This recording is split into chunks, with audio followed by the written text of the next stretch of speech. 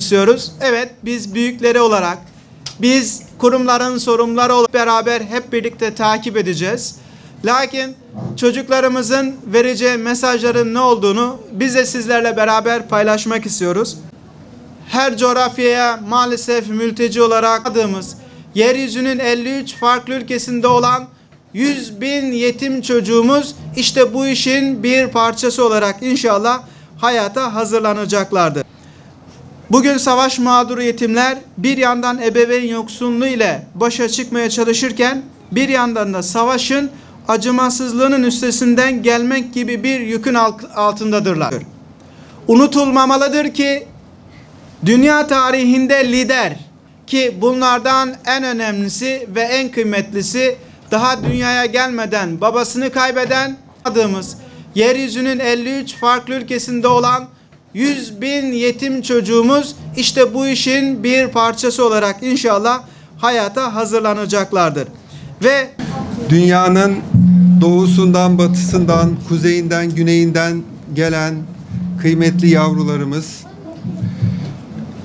Ramazan-ı Şerif'te bizimle bu güzel günü paylaşan kıymetli basın mensuplarımız, hepiniz hoş geldiniz.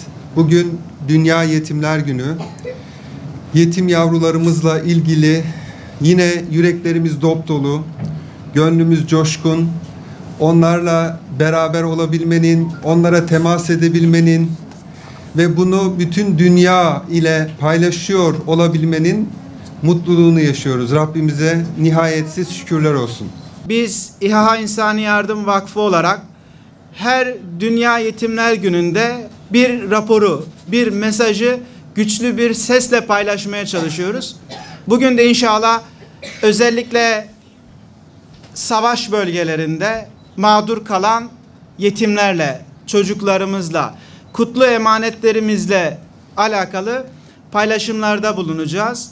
Ve biz inanıyoruz ki bu mesajın bir yerlerde karşılığı olacak, bir yerlerde etkileşim olacak ve inşallah güçlü bir etkileşimle daha güzel bir geleceğe hep beraber hazırlanacağız. Evet, şimdi raporla alakalı bir paylaşımda bulunacağım. Savaş, doğal afetler, salgın hastalıklar, sosyal kargaşalar, giderek yaygınlaşan gayrimeşru ilişkiler ve ekonomik sorunlar sebebiyle dünyada yetim, kimsesiz çocuk sayısı maalesef her gün artmaktadır. Birleşmiş Milletler'in 2015 verilerine dayanarak maalesef yaşadığımız dünyada resmi rakamlara göre 140 milyon ailesini kaybeden yetim yavrumuz var. 7,6 milyarı aşan dünya nüfusunun 2,2 milyarını çocuklar oluşturuyor. Ve bu çocukların maalesef dünya nüfusuna göre %6,5'ini yetim, ailesini kaybeden çocuklarımız oluşturuyor. Ve maalesef bu çocuklarımız çeşitli suç örgütlerinin, çeşitli savaş gruplarının, çeşitli istismar gruplarının elinde bulunuyor. Dünya üzerinde vuku bulan doğal afetler, yoksulluklar, hastalıklar, kazalar ve savaşlardan en çok etkilenen maalesef çocuklar olayın başında geliyor. Biz bu raporda diğer nedenler dahil olmak üzere yetim çocuklarımızın maruz kaldığı fiziki, psikolojik, sosyal, ekonomik ve eğitimle alakalı sorunlarını bugün ele alıp sorunların çözümüyle alakalı paylaşımlarda bulunacağız. Ve bu raporda özellikle paylaşmak istediğimiz başlıklardan birisi de Asya'da 61 milyon ailesini kaybeden çocuk var.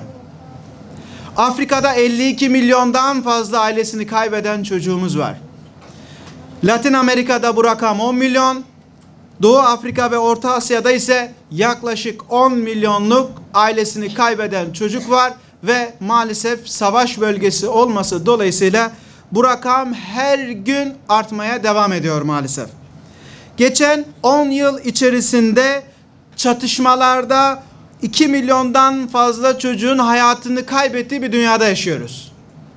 Ve maalesef yine 1 milyondan fazlasının yetim kaldığı ve 6 milyondan fazla çocuğun ise maalesef ağır yaralı bir şekilde savaştan geriye kaldığını yine önümüzdeki raporlarda görüyoruz. Yine ayrıca dünya üzerinde 15 milyondan fazla çocuğun mülteci olup göçmek zorunda olduğu maalesef dünyanın içerisinde bulunduğu en büyük sorunlardan da bir tanesi.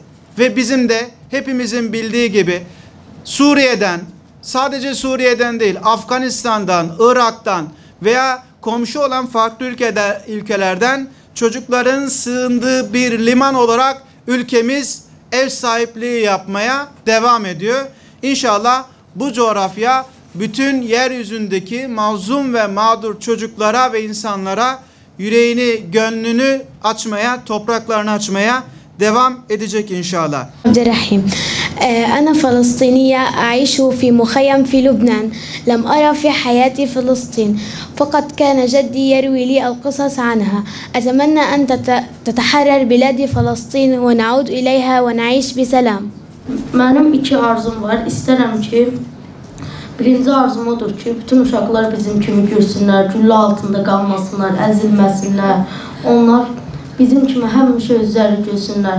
İkinci arzumsa İHA daha yükseklərə qalxsın və bütün uşaqlar bizim kimi görsünlər, üzləri gülsün.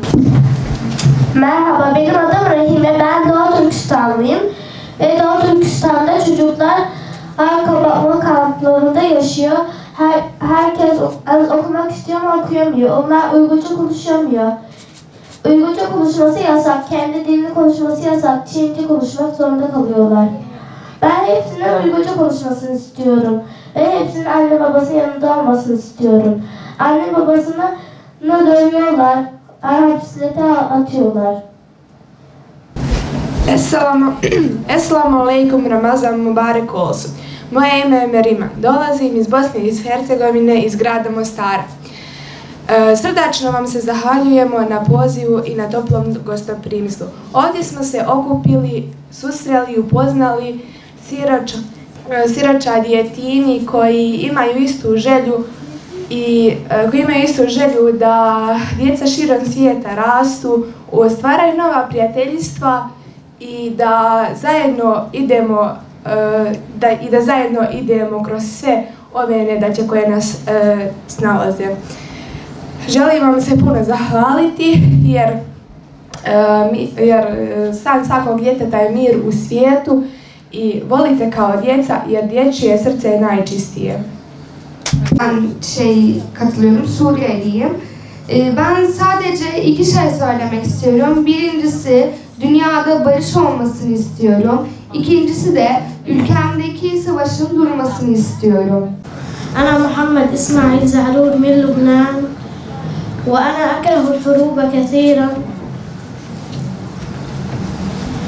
وأتمنى أن تتوقف الحروب لأنها تدمر الوطن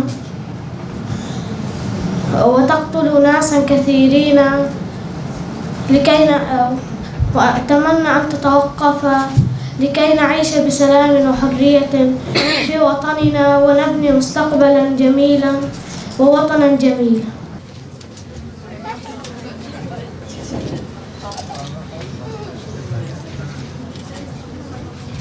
Evet.